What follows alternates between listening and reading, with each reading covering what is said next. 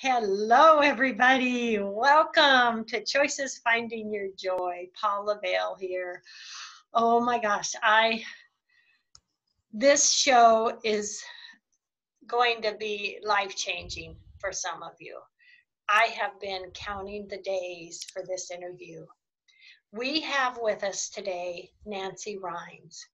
She is a leading voice for personalizing the wisdom of near-death experiences, developing heart-centered intuition, and living a life of inspiration.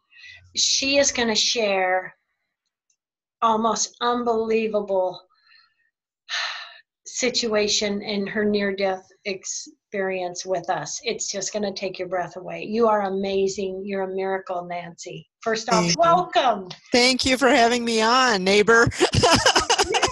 Yes, neighbor. That's great. Well, let's begin with you sharing that experience that you had. And I believe you were actually an atheist before this, correct? I was, yeah. I'll be honest in that there were times in my life when I was more agnostic, meaning I was open to the possibility that there was some spiritual existence out there of some kind, but I didn't know what that was. And then there were times when I was more on the atheist side where I'm sure that there's nothing besides this material life.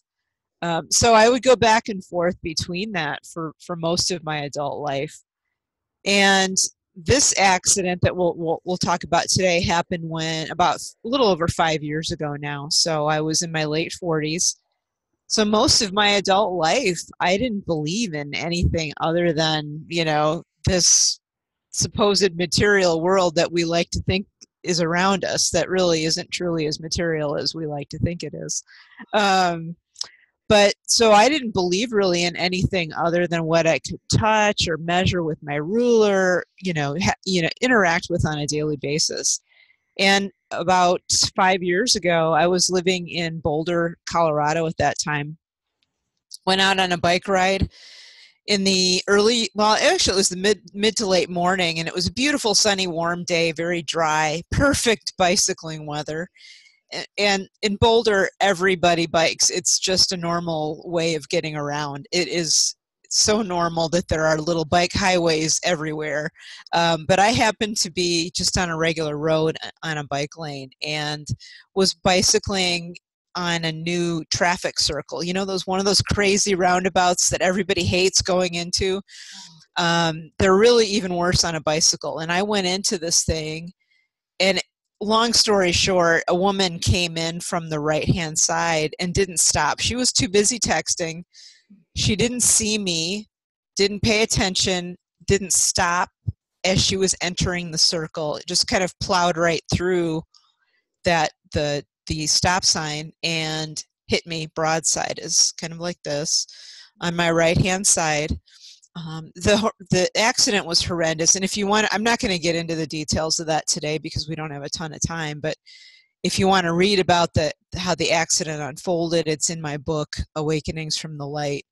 But it was a horrendous accident. I didn't think I was actually going to survive the crash because it was so bad. It was horrible. I was eventually dragged underneath of her vehicle for quite a ways because she didn't know she hit me. And so I had a lot of trauma to my spine, to my collarbone. I think I had 5 ribs that were broken, my pelvis, my sternum was cracked. Turns out I also had a punctured lung, which I didn't know about until much later. So I was in pretty tough shape from this, as you can imagine.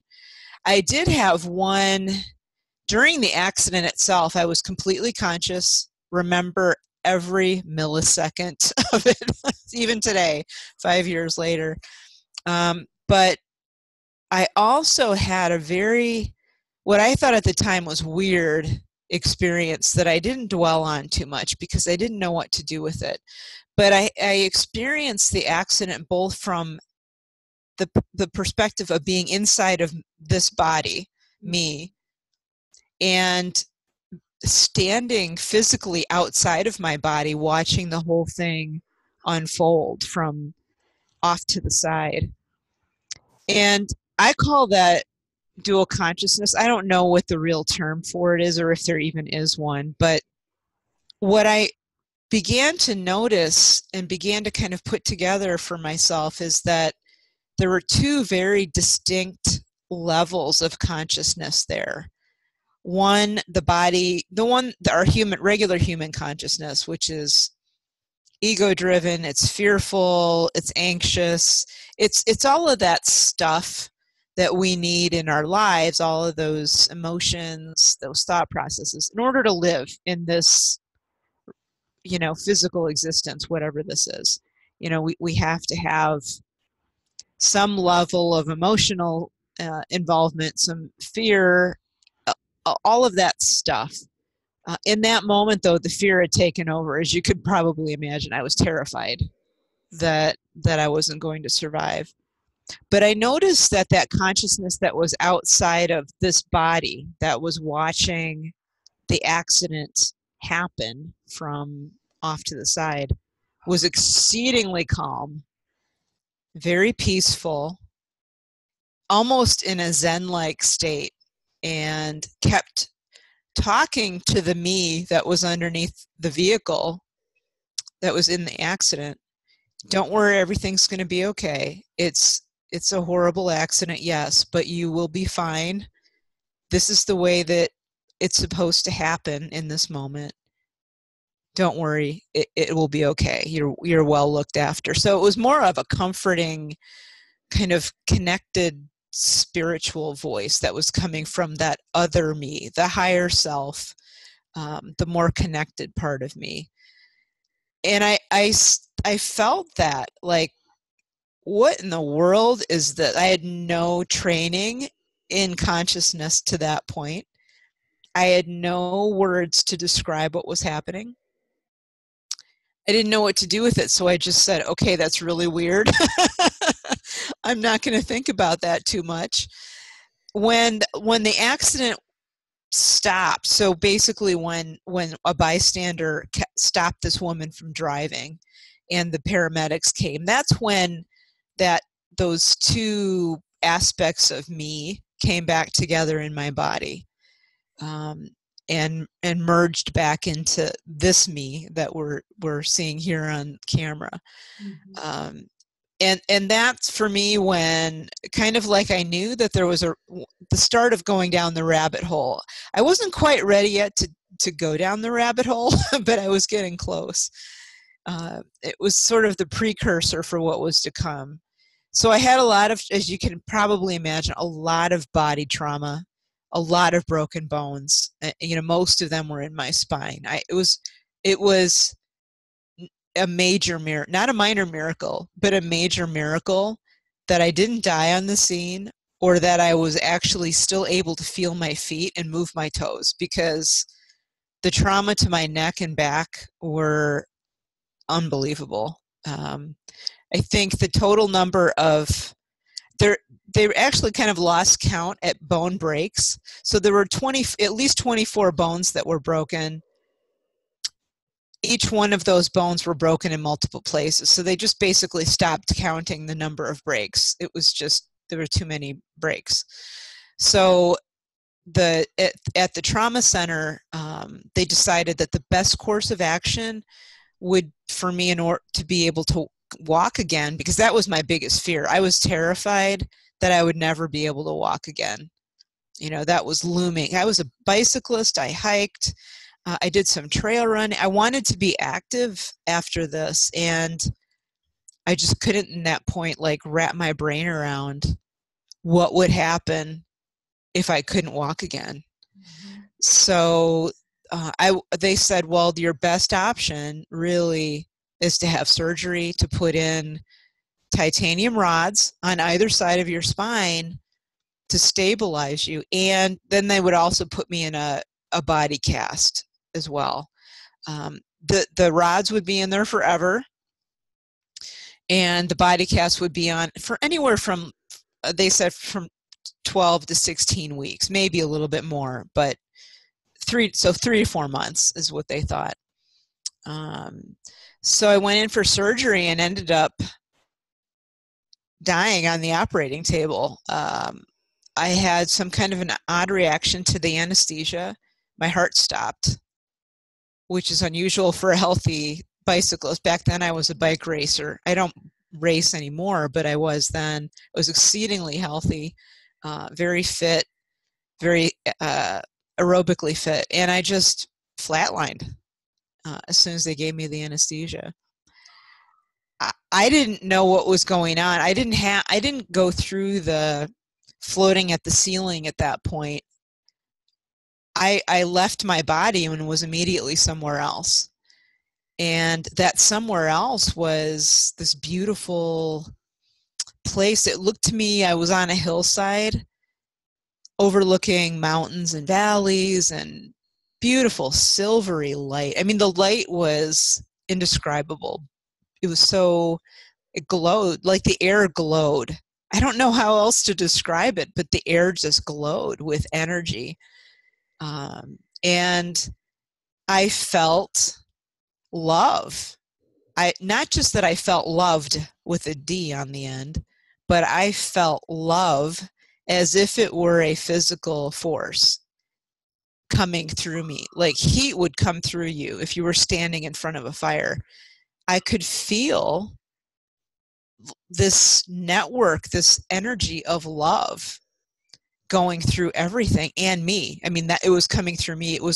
It felt like I was being embraced by this feeling of love, this energy of love. It wasn't just a feeling, it was more than that. It was really an energy. It was a presence in and of itself. And joy, acceptance, welcoming. But I knew that there was I was completely conscious that my body was still on the operating table. I knew that my body was on the operating table.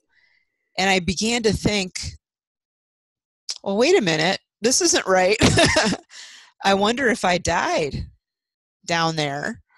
I wonder if this is what people describe as, I use heaven with kind of quotes around it, but is this what people describe as heaven or the afterlife?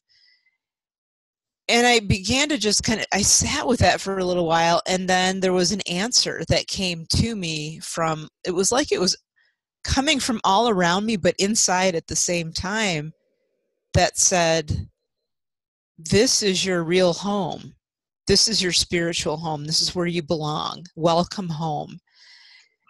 And with that welcome home was like another wave of love and peace and welcoming. And I wept because it was like, oh, I'm finally home. I remember now. This is where we all belong. This is our spiritual home. And I felt, oh, finally at peace. Like, what was it? What was that down there on earth? I'm finally home again. Thank goodness. And so from there, it just expanded. I spent what seemed like 2 or 3 months with a teacher while I was there, who spent a lot of energy teaching me the things that I would need to learn in order to make this life here one that I would truly enjoy, and also to be able to help my family, my friends, anyone else that would want to listen. So her main goal in teaching me certain things was really to get my life back on track and to be the spiritual person that I was really meant to be. And that's what I ended up putting in the book Awakenings from the Light. Was as much it's not all 100% in there, but the beginnings of it are in there. The basics of what she taught me are in that book, and it encompasses things like, what's the nature of love? How can we be more loving and connected to each other on a daily basis? What are some tips and techniques that I learned that you can try out for yourself in order to bring your consciousness more into this present moment and really live in a more loving way. So a lot of those basic exercises, learnings are in that book. And I encourage people, if you want to get more how-tos, that's really the place to go. I've got, at the end of each chapter, have a list of, things that you can try for yourself, which I felt that was the old me. I used to do a lot of corporate teaching, and I wanted people to be able to come away with stuff that they could put into practice in their own lives. Yes. So right now, Nancy, to everyone listening and watching today, give us something that we could do today to make a difference. What would you recommend? To make it, start by trying to make a difference in your own life, because that will, if you focus on yourself, don't worry about what other people are doing. Just try this for a day. Don't worry about what other people are doing. Concern yourself with you, with getting your energy right from the get-go in the morning. So start off your morning with 3 or 4 minutes of maybe just some deep breathing.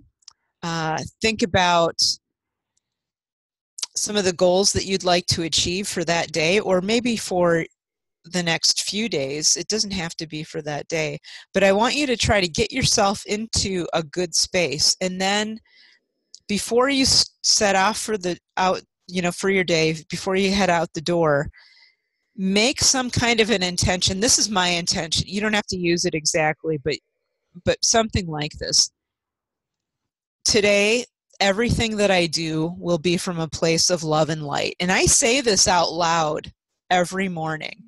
It's my main intention. Everything that I do today is coming from a place of love and light. Every word that I say, everything that I do is from a place of love and light. Not I want it to be, not, oh, I think I'm going to make it, but no, today I am going to operate from a place of love and light. Everything that I say is love and light. Everything that I do is loving and light filled. So that's how I suggest people start. They don't have to use my words. Use something that fits you, but start your day with a deliberate intention of being present in the moment. And that's when you just take a few minutes to yourself and say, yes, today I am going to be more loving and light filled. Everything that I do and say will be from that place. And it takes a while to get used to it. You might forget partway through the day. That's okay. Go back to it at, like at lunch. Do it again at lunch. Or the other thing that you can do at intervals through the day is just take a moment and think about something that you're really, truly, deeply grateful for in that moment. That'll bring your consciousness back to the now moment, to the present, and to something good. So we want to get yourself focused back on the good. So if you start your day with love and light, then focus on the good things throughout the day. I mean, that, to me, that's like the best way to start this journey, to getting yourself kind of aligned with love and light on a daily basis. I love that. I love that, Nancy. I'm going to add something along that line to my morning daily affirmations. And I love the bit about gratitude. In my book, I really am into gratitude, and start your day with something. Think about something you're grateful for. Doesn't that just change our whole outlook? It does. Oh, it gets you. I mean, there have actually been a lot of scientific studies about this, but I won't go into those. But what it does is it gets your, that kind of, I call it monkey mind, where you're just like thinking about all different kinds of things, scatter all over the place. It gets everything in your mind focused in on what's good right now. So it's good and now. And that's what gratitude does. If you allow yourself to really truly get into it, not just say, "Oh yeah, I'm grateful that I have a warm place to sleep tonight." Don't just say that, feel it. Yeah, I am actually really grateful that I have a warm place to sleep tonight, because not everybody has a warm place to sleep tonight.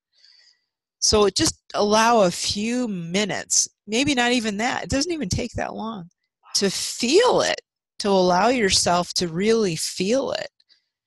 That'll get your feeling state and your thinking state back into the good. Oh, that's just such a powerful message, Nancy. It is. And it's not that hard to do. Even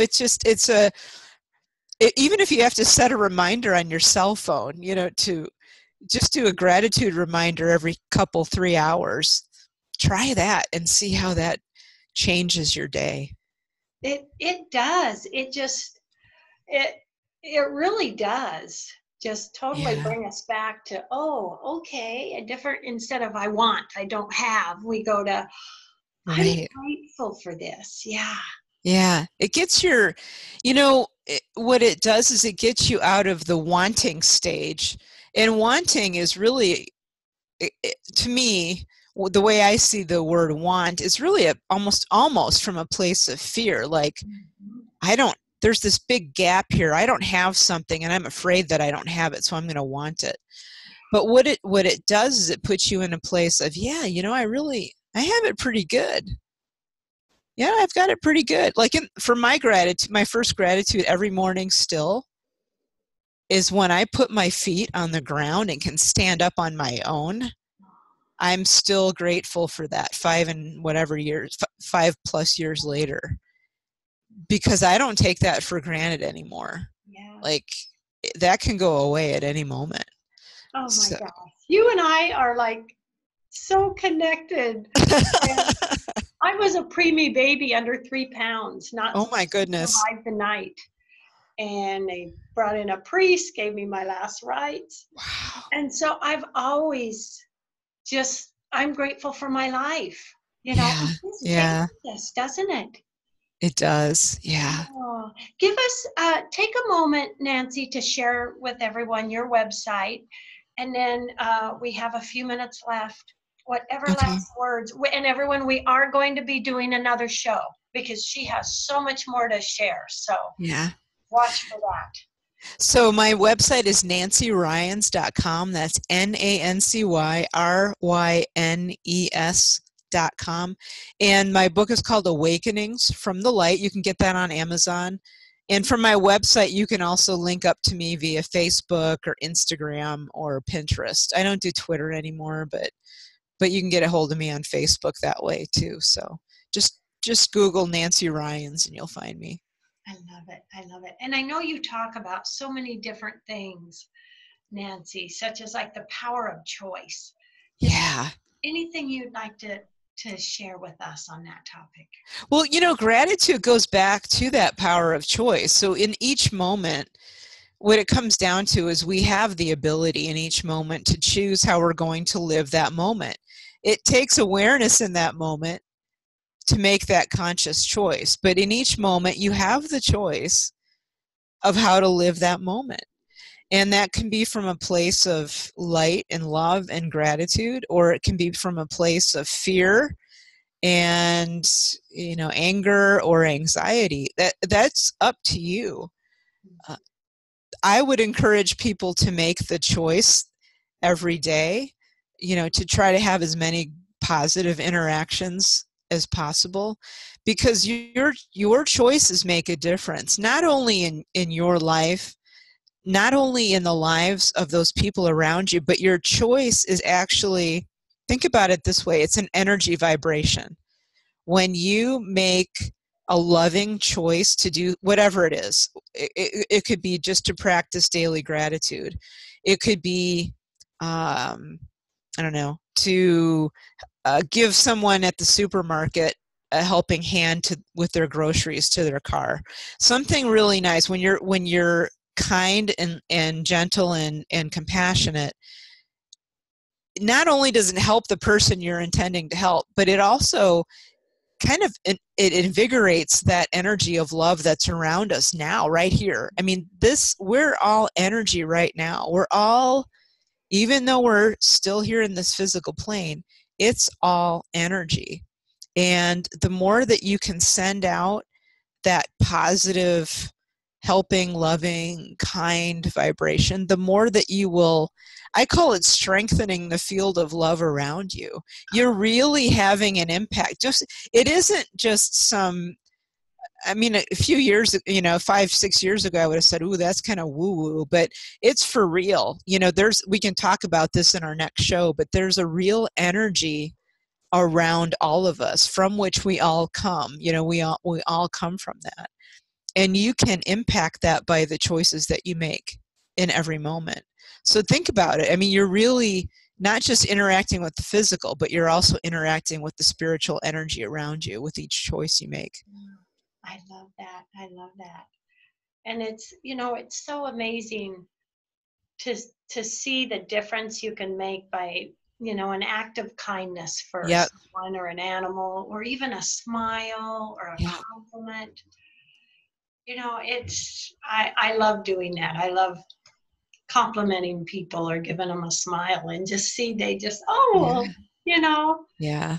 and that just raises that caring, loving vibration, doesn't it? It does. And you never know, really. You don't know what's going on for other people.